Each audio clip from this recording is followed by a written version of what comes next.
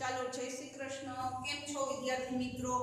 આપણે પાઠ પૂરક વાચનમાં પાઠ ચોથો મૂલ્યવાન ભેટ આપણે પહેલા લેક્ચરમાં જોયું ને, જેની અંદર આખો અનુવાદ છે જે જ્યોતિબેન ગાંધીજી છે આપણા, જેને ચીનની એક કથામાંથી લીધું છે, જેનું અનુવાદન કર્યું છે. જે લેખિકાએ આખું જે ચીન દેશની વાત કીધી છે, જે ચીન દેશની અંદર શું છે, ચીનમાં છોકરી રહે છે 8 વર્ષની છોકરી અનાથ હોય છે. જે 5 વર્ષની હોય છે ત્યારથી જ એના માતા પિતા મૃત્યુ પામે છે, કે ભગવાનની ઘરે વહી જાય છે. તો આવી રીતના એને પછી એકલી થઈ જાય છે. આજુબાજુના પડોશો એને સાચવે છે, જેનું નામ છે તાઓ. ઈ તાઓને બધાય પાડોશી પ્રેમથી સાચવે છે ને બધાયને ઈ ગમે છે, બધાયના દિલ જીતી લે, બધાયને કપડાં, રહેવા, જમવાનું આપે છે. તો આવી રીતના એને પડોશમાં એક ત્યાં રહેતી હોય છે. તો એક દિવસ એક વેપારી સ્ત્રી આવે છે, જોવે છે, તો ઈ તાઓ એને ગમી જાય છે, તો એને લઈ જાય છે એની ઘરે. તો એ વેપારી સ્ત્રીની ઘરે રહે છે. તો એને અહીંયા એની ઘરમાં જ કામ કરવું પડે છે, કે બહાર જવા મળતું નથી, રમવા નથી મળતું, ફરવા નથી મળતું, કૂદવાની એ બધું એને અહીંયા સ્ટોપ થઈ જાય. એકને ઘરમાં કામ જ અહીંયા આખો દિવસ કામ કરે છે. વાસણ ઉટકે તો ચડચડાટ કરી દે છે. તો આ રીતના જે પણ કામ કરે બધું મસ્ત કરે છે. પછી એક દિવસ નોકરો અંદર વાત કરતા હોય છે કે ભગવાન બુદ્ધની મૂર્તિ કરવાની છે, તો એક ભિક્ષુ આપણે અહીંયા ભેટ આપવાના છે, તો આપણે એમાં ભેટ આપશું. તો એ વાત અંદર જે મોટા નોકરો હોય છે એનાથી કરતા હોય છે. તો તાઓ સાંભળી જાય છે. તાઓએ સાંભળી જાય છે, એને મનમાં વિચાર આવે તો હું શું ભેટ આપીશ આવશે તો. પછી એક દિવસ સાંજે કે બીજે દિવસે એ વાત સાંભળી છે, એના બીજે દિવસે તરત ભિક્ષુક આવે છે, એ અંદર દીવાનખાનામાં બેસે છે અને બધા એને વાત સાંભળે છે જે ભિક્ષુક બોલે છે. પછી બધા એને જેના શેઠાણી હોય છે, શેઠની બધાય તાઓના શેઠની શેઠાણી બધાય કિંમતી મૂલ્યવાન જે ઘરેણા ને નોકરો રૂપાના દાગીના બધું આપે છે. તો આ જોઈને મનમાં એમ થાય છે કે હું શું આપું, મારી પાસે તો કાંઈ નથી. કાટવાળો સિક્કો યાદ આવે છે એને, પણ એને મનમાં એમ થાય છે કે બધા આટલી મૂલ્યવાન કિંમતી ભેટ આપે છે, તો મારો આ કાટવાળો સિક્કાની શું કિંમત, એવું મનમાં થાય છે. ત્યાં તો જે ભિક્ષુક આવ્યા છે એની જોડી ભરાઈ જાય છે, એને કિંમતી વસ્તુઓ મળી જાય છે. ઉપાથીને બહાર નીકળે છે.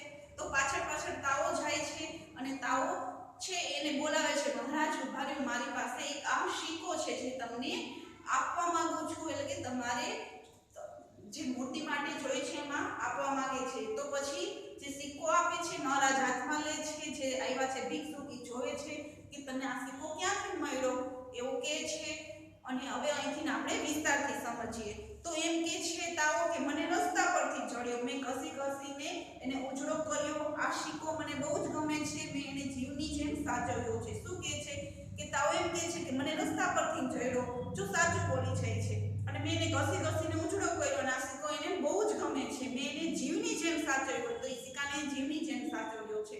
જો રૂઢિપ્રયોગ આવ્યો કે જીવની જેમ સાચવવો, તો આ રૂઢિપ્રયોગનો અર્થ થાય કે ખૂબ જ જતન કરવું. તો એની સિક્કો બહુ, કારણ કે એની પાસે તો કાંઈ હતું જ નહીં, અનાથ હતી, એની પાસે એક કાટનો સિક્કો જોડ્યો, તો એ જેને એની પ્રત્યે લગાવ થઈ ગયો તો પ્રેમ થઈ ગયો, એને જીવની જેમ સાચવ્યો હતો. પણ આવો ગંદો કાટવાળો સિક્કો પવિત્ર મૂર્તિ માટે ઉપયોગમાં ન આવી શકે, એમ કહીને એમણે એ સિક્કો પાછો આપ્યો ને ચાલતા થઈ ગયા. જો શું કીધું કે એ જે ભિક્ષુક આવ્યા હતા મહારાજ, એને એમ કીધું કે આવો ગંદો કાટવાળો સિક્કો પવિત્ર મૂર્તિ બનાવી છે, મૂર્તિ નવી બને એટલે પવિત્ર જ કહેવાય, તો પવિત્ર મૂર્તિ બનાવવા માટે ઉપયોગમાં ન આવી શકે. એમ કહીને એ સિક્કો તાઓને પાછો આપી દીધો, ચાલતા થઈ ગયા ભિક્ષુક. પોતાની ભેટનો અસ્વીકાર થવાથી એને ખૂબ જ દુઃખ થયું અને રડી પડી. શું થયું, એને જે સિક્કો પાછો આપી દીધો એટલે ભેટનો શું થઈ ગયો, અસ્વીકાર. એને એ ભિક્ષુકે જે આવ્યા હતા એ ભેટ એની સ્વીકારી નહીં, એટલે એની ભેટ સ્વીકારી નહીં, એટલે અસ્વીકાર થઈ ગયો. એટલે એ ખૂબ જ રડી. એટલે એને દુઃખ થયું ને રડવા માંડી. એને થયું કે ભગવાન બુદ્ધની મૂર્તિ માટે આપવાને મારી પાસે કશી મૂલ્યવાન વસ્તુ નથી. એને મનમાં થયું કે ભગવાન બુદ્ધની મૂર્તિ બને છે, એનામાં આપવા માટે મારી પાસે તો કશી મૂલ્યવાન વસ્તુ નથી. એટલે મૂલ્યવાન એટલે કે કોઈ કિંમતી વસ્તુ એની પાસે છે જ નહીં. હું કેવી કમ ભાગી છું. એ નિરૂપાય બની રહી. અંતે પેલો સિક્કો એને બૂટમાં મૂકી દીધું. હું કમ ભાગે એટલે કે હું કેવી કમ નસીબ છું કે એ નિરૂપાય બની ગઈ. નિરૂપાય એટલે કે લાચાર બની ગઈ અને કમનસીબે અને લાચાર બની ગઈ. અને અંતે એ બધે પાછો સિક્કો એ પેલા બૂટમાં મૂકી આવી. એની જે બૂટ રાખતી ઘરમાં, એ બૂટમાં પાછો સિક્કો મૂકી આવી. ખૂણેથી ભાતની ભેટ લઈને સૌ ભિક્ષુકો મઢમાં આવી ગયા. ધર્મગુરુએ આ બધા ઘરેણા મોટી ભઠ્ઠીમાં નાખીને ઓગાળ્યા. પછી ખૂણે ખૂણેથી એટલે કે જે આજુબાજુના ગામના શહેરમાંથી જે ભાત એટલે કે બધા અલગ અલગ છે ભેટ આવી હતી. ભિક્ષુકો મઠમાં આવી ગયા એટલે કે જે ગૌતમ બુદ્ધનો જે મઠ છે બનાવેલો છે એ મઠે આવી ગયા. આપણે કેમ અત્યારે મંદિરમાં કોઈ મૂર્તિ બનાવે તો મંદિરે છેલ્લા આવે, જ્યાં બનાવવું છે એ મંદિર આવે, એવી રીતના અહીંયા લોકો મઠ કહે છે. મંદિરને શું કહે છે? મઠ. તો એ મઠમાં આવી ગયા અને ધર્મગુરુએ આ બધા ઘરેણા મોટી ભઠ્ઠીમાં નાખીને ઓગાળ્યા. ધર્મગુરુ એટલે કે જે બૌદ્ધ છે, ધર્મ છે, એ ધર્મના જે મોટા ગુરુ છે એ ધર્મગુરુ આ બધા ઘરેણા જે બધાએ ઘરેણા જ આપ્યા હતા તો એ બધાએ ઘરેણા શું કર્યા? મોટી ભઠ્ઠીમાં નાખી દીધા અને ઓગાળી નાખ્યા. કારણ કે બધાના ઘરેણા કેવા હોય? અલગ અલગ. જે ઘરેણા આપ્યા એ ઘરેણા ઓગાળી નાખ્યા અને તૈયાર થયેલા પ્રવાહી રસને મોટા બીબામાં ઢાળીને બુદ્ધની મૂર્તિ તૈયાર કરવામાં આવી. શું કીધું? જે ઘરેણા નાખ્યા એટલે ઘરેણા નાખે એટલે શું થઈ જાય? ઓગળી જાય. જે સોનું હોય એને તમે ગરમ કરો, ચાંદી કે સોનું, તો એ ઓગળી જાય. તે ઓગળી જાય એટલે એ પ્રવાહ રસ બની જાય, એટલે કે તૈયાર થયેલા પ્રવાહી રસ બની જાય અને એની પછી જે સોનાનો જે ચાંદીનો જે રસ થઈ ગયો છે એક બીબામાં ઢાળી દીધો. જે ભગવાન મૂર્તિનું ગૌતમ બુદ્ધની જે મૂર્તિનું બીબું બનાવ્યું હતું એ બીબાની અંદર નાખી દીધો અને બૌદ્ધ ભગવાનની મૂર્તિ તૈયાર કરવામાં આવી. પણ મૂર્તિ જોતા જ સૌ આશ્ચર્યચકિત બની ગયા. અરે આ શું? આ મૂર્તિના મુખ પર તો ના ખુશીના ભાવ કેમ છે? આ ધાતુમાં બીબામાં કે ધાતુનો રસ તૈયાર કરવામાં કઈ ખામી રહી ગઈ લાગે છે. સૌ ચિંતાતુર બની ગયા. શું કીધું? તો પછી એને મૂર્તિ જોતા જે બીબામાં મૂર્તિ તૈયાર કરવામાં આવી, જે પ્રવાહ તૈયાર થયો તો એ બીબામાં ડાયરો પછી જે મૂર્તિ જોઈ તો બધા આશ્ચર્યમાં થઈ ગયા, એટલે આશ્ચર્યચકિત થઈ ગયા. જોઈને આમ અલગ લાગ્યું કે અરે આ શું થઈ ગયું? એ મૂર્તિના મુખ પર એટલે નાખુશી ભાવ હતી. જો મૂર્તિ બને તો આમ જોઈ આપણે મૂર્તિ સામે જોવાનું જ મન થાય, ત્યાંથી આપણી નજર ન હટે એવી મૂર્તિ બને છે. તો આ મૂર્તિ તો એવી બની કે એ મૂર્તિની અંદર તો સ્માઈલ થયો એટલે કે આમ નાખુશ હોય એવી મૂર્તિ બની, તો નારાજગીનો ભાવ દેખાતો એવી મૂર્તિ બની. તો બધાને એમ થવા માંડ્યું, આશ્ચર્યચકિત થઈ ગયા કે આ ધાતુમાં એટલે કે જે બધા ઘરેણા દીધા એ ધાતુમાં કા બીબામાં કા ધાતુનો રસ જે તૈયાર થયો એમાં કંઈક ખામી રહી ગઈ.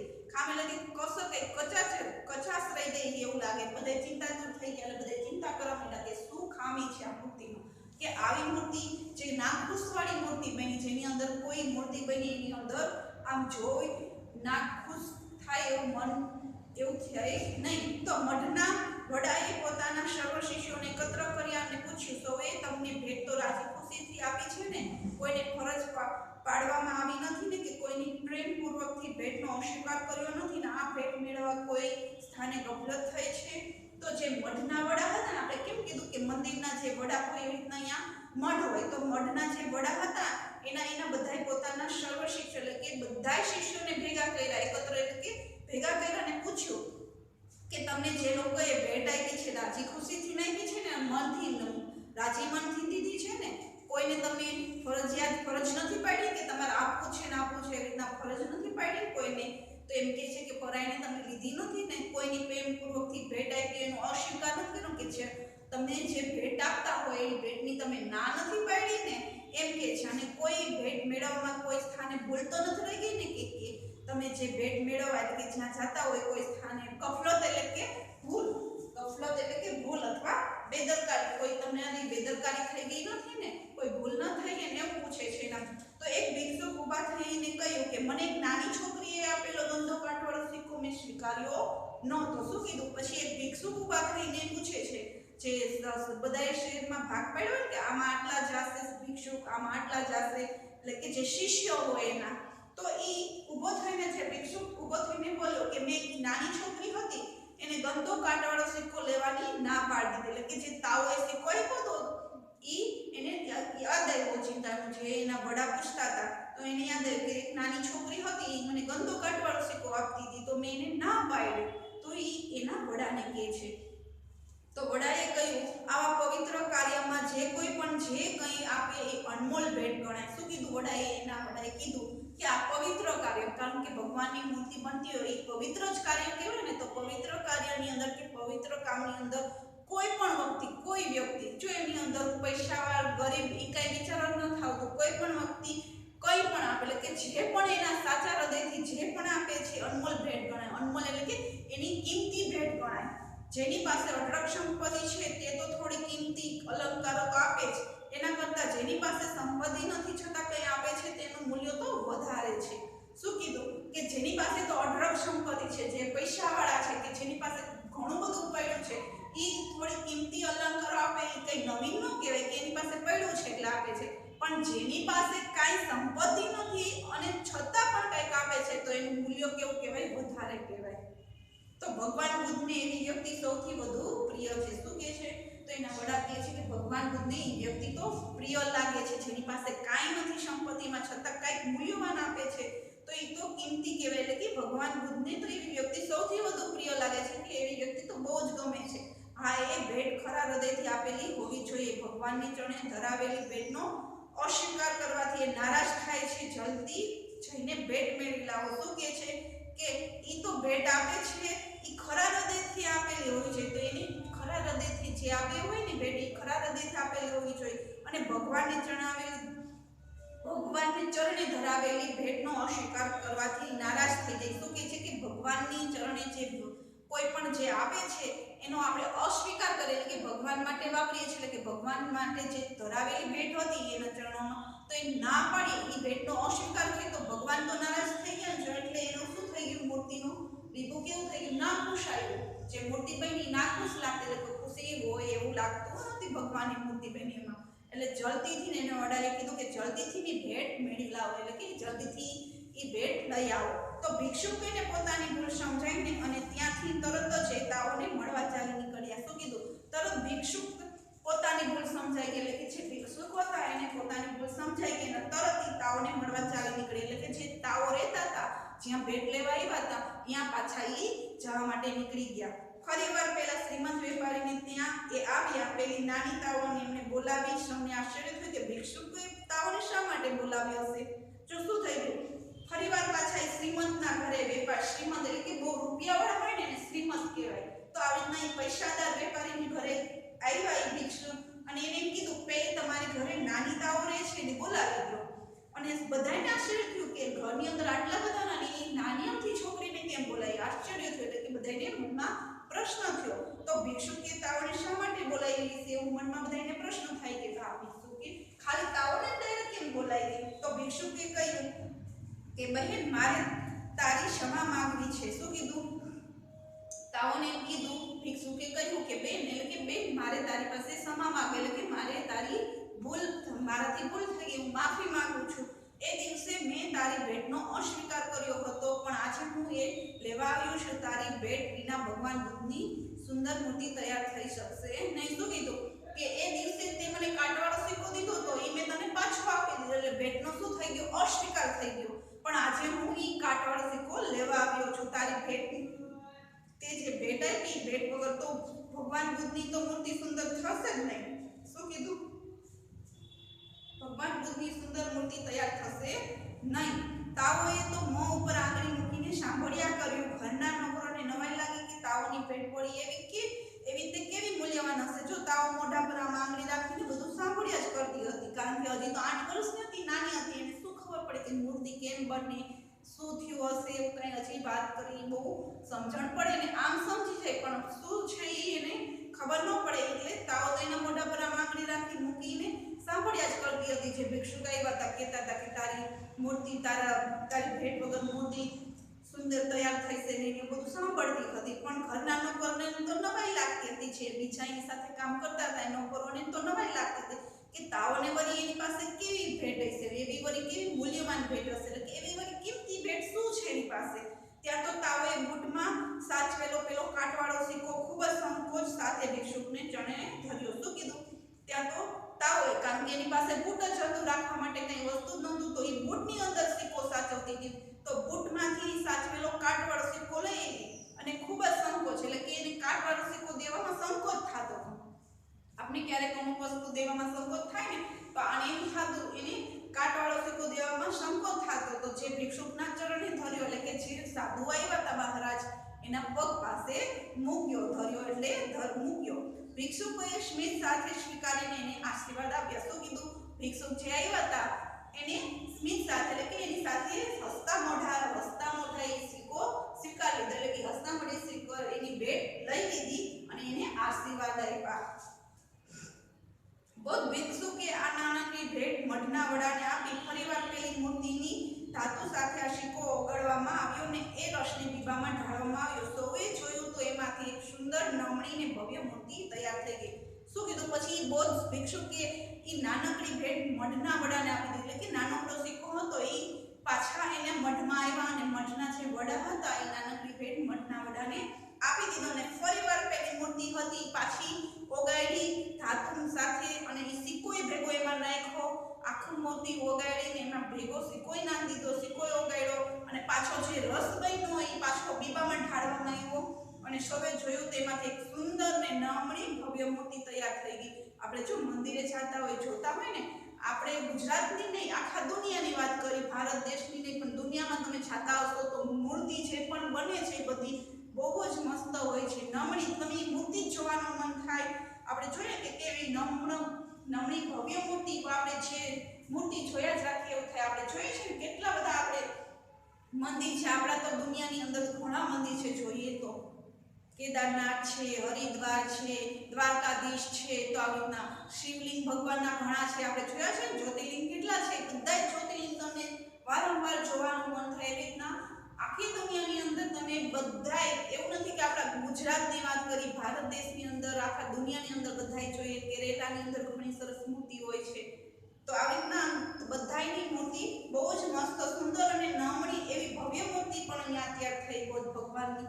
અને મૂર્તિનું સ્મિત ભર્યું મુખ, એના કરુણા ભર્યા નયનો, એનો સ્નેહ ભાવથી ચમકતો ચહેરો જોઈને સૌએ આનંદ ને આશ્ચર્ય અનુભવ્યા. શું થયું પછી? જે મૂર્તિ બની તો એની અંદર સ્મિત ભર્યું મુખ હતું. જે મૂર્તિ ભગવાન બુદ્ધની જે મૂર્તિ બનાવી એમાં હસતું મુખ આવ્યું અને એના કરુણા ભર્યા નયનો. તો કેવા કરુણા? એટલે કે જેની અંદર દયા, હંમેશા દયાવાળા નયનો એટલે આંખો, જેની આંખો હંમેશા જોઈએ ને ભગવાનની આંખોનું જે મૂર્તિ આપણે મંદિરની અંદર મૂર્તિ રાખી એમાં જોજો કે જે મૂર્તિ બની હોય છે એમાં દયા ભર્યા નયનો એટલે કે દયાવાળી આંખો હોય છે ભગવાનની અને હસતું મોઢું હંમેશા મૂર્તિની અંદર બને છે. અને એનો સ્નેહ ભાવથી ચમકતો ચહેરો જોઈને, એટલે કે જે સ્નેહ ભાવથી, એટલે કે જે સાચા ભાવથી ચમકતો ચહેરો એની પર દેખાય છે અને સૌને એ જોઈને આનંદ થયો. એટલે કે સૌને જોઈને આશ્ચર્ય અનુભવ્યું. એટલે કે બીજી વાર જે મૂર્તિ બન્યા જોઈને એને પણ આશ્ચર્ય થયું બધાને. નાનકડી તાઓના આનંદનો તો પાર ન હતો. શું કીધું કે નાનકડી જે તાઓ હતી છોકરી, એનો તો આનંદનો પાર ન રહ્યો કે આ મૂર્તિ બીજી વાર બનાવી, મારા એક સિક્કો એમાં પાછો ભેળવો.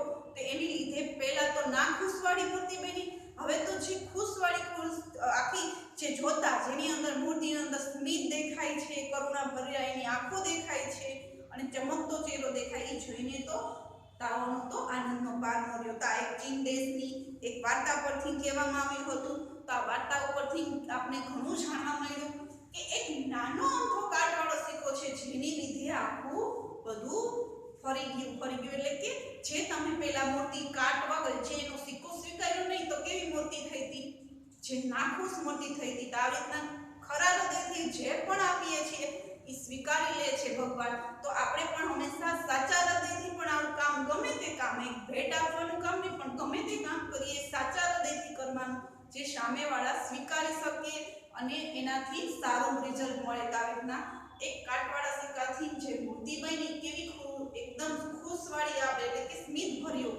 તો આવી રીતના આપણે પણ હંમેશા સારું કામ કરવું જોઈએ. નાની 8 વર્ષની તાઓએ જે કરી બતાવ્યું એનો આખી વાર્તામાં આપણે જોઈ લીધું. તો આ પાઠ બધાને સમજાઈ ગયો હશે એવી મારી આશા છે. જય શ્રી કૃષ્ણ.